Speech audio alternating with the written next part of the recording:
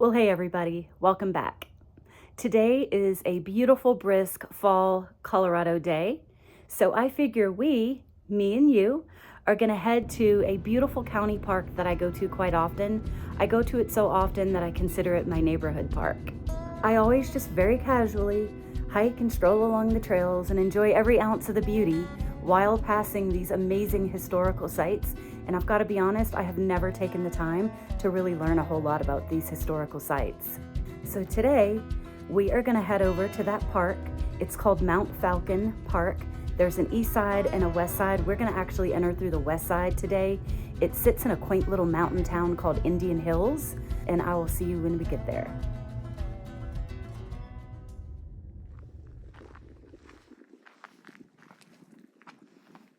All right, guys, welcome to Mt Falcon Park.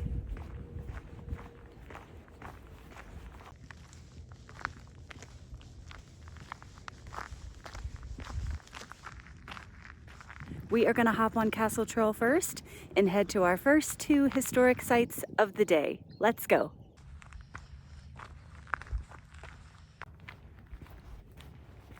We're barely 1/4 of a mile into Castle Trail, and I already have eyes on our first historic stop of the day. And I'll give you a hint. It's called Castle Trail for a reason. All right, welcome to the Walker family home ruins. Some people call it the Castle Ruins. John Brisbane Walker was a self-made millionaire businessman born in Pittsburgh in 1847, but he actually became most well known here in Colorado, and boy, did he leave his mark. He co-founded the Locomobile Company of America, an automaker before assembly lines existed. He invested in Stanley Steamer, steam-powered automobiles, and he was also even an editor for Cosmopolitan magazine. All of this on the East Coast. It was in 1905 that Walker moved to Colorado and hit the ground running. He introduced irrigated alfalfa as a crop, developed the area now known as the Riverfront Park neighborhood area in Denver, and he purchased over 4,000 acres of land. He gifted the Jesuits with 40 acres of that land, and they built what's now known as Regis University. With his land by Mt Falcon, which is where we are today, right now, in 1909, he hired Italian stonemasons to build his wife's dream home, which included a whopping 10 bedrooms, 8 fireplaces, a music room, a library, an observation deck, and servants' quarters. Sadly, in 1916, Walker's wife died, and then 2 years later, tragedy unfortunately struck again when lightning hit the home and burned the structure. These two tragedies forced Mr. Walker to leave the area entirely. All of this beautiful land he had purchased and preserved became the foundation of what's known today as Jefferson County Open Space and Denver Mountain Parks, home to the many trails and public lands we enjoy today. 1 down, 2 to go. Let's hop back on that Castle Trail. We're going to take it a little bit further in, and that'll take us to historic site number 2.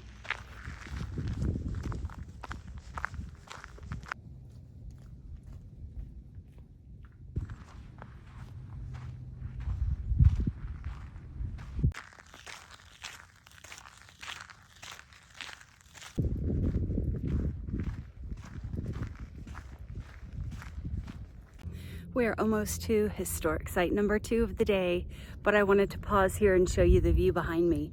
This is definitely one of the prettier parts of the castle, and which leads to the Walker's Dream Trail, which leads us to the site number 2 today.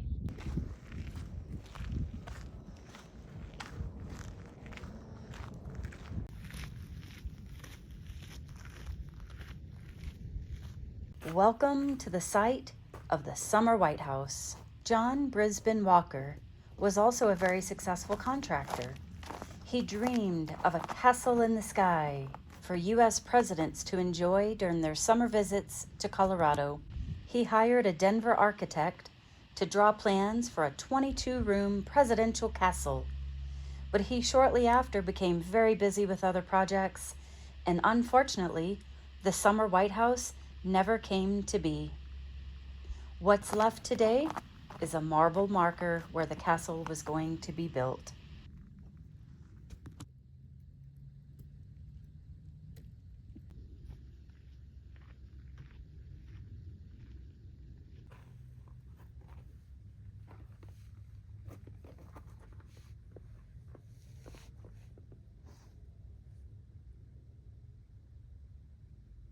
So what you're seeing now is a spectacular view that would have been for the Summer White House here in Colorado.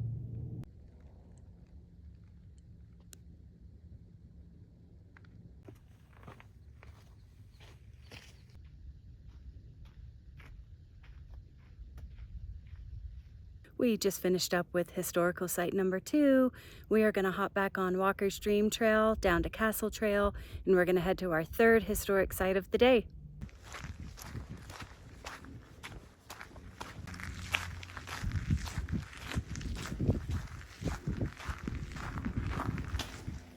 Right as you're coming down the Walker's Dream Trail, headed to back to the Castle Trail, there is this neat little pavilion if you need to stop and take a break or have lunch, and it's got a great view of Morrison and Denver. Once the Walker's Dream Trail turns back into Castle, you'll get a real nice view of the Red Rocks Amphitheater.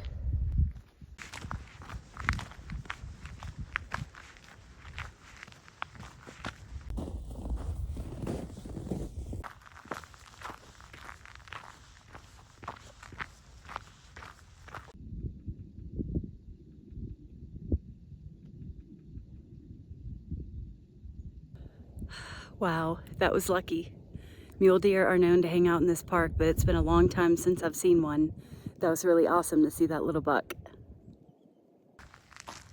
Next, we are headed onto the Meadow Trail, which links up to the Tower Trail, which will take us to historic site number 3.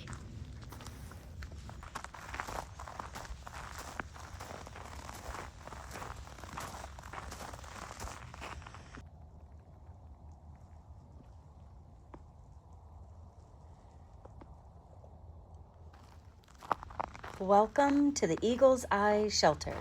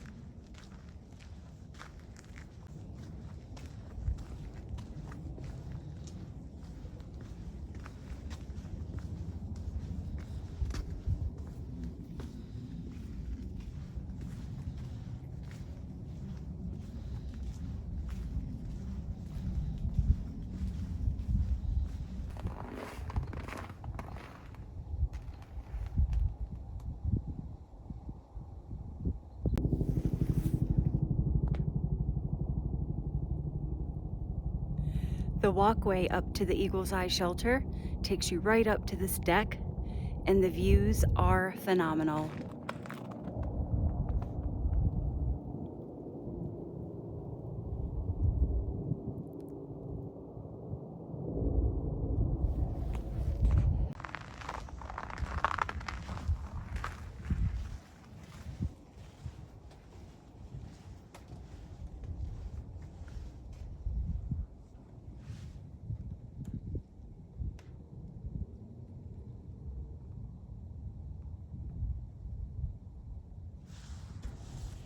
This shelter was a summer cabin privately owned by the Kirchhoff family, where they lived from 1933 to 1972. It sits right at top of the Tower Trail on a rock outcropping that the Kirchhoff family once used as a landfill. Mr. Frank Kirchhoff was a famous contractor who owned a lumber company, and he was also a big part of the construction of the Stanley Hotel in Estes Park. If that sounds familiar, you're right. It's most well known from the Shining TV series.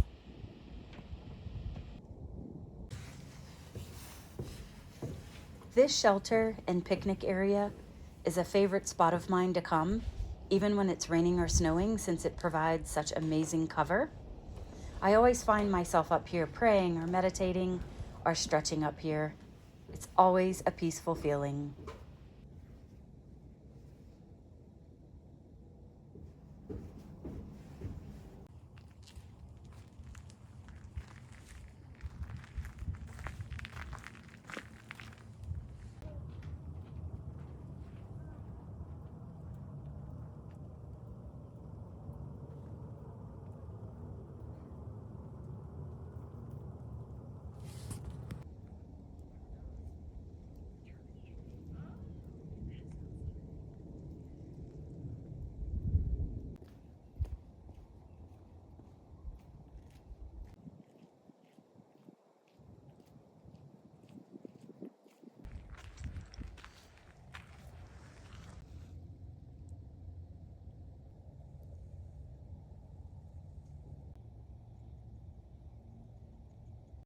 Now that we've completed our third historic site on the list today, we are going to continue down on the Tower Trail where it meets up with the Meadow Trail to get back to the parking lot.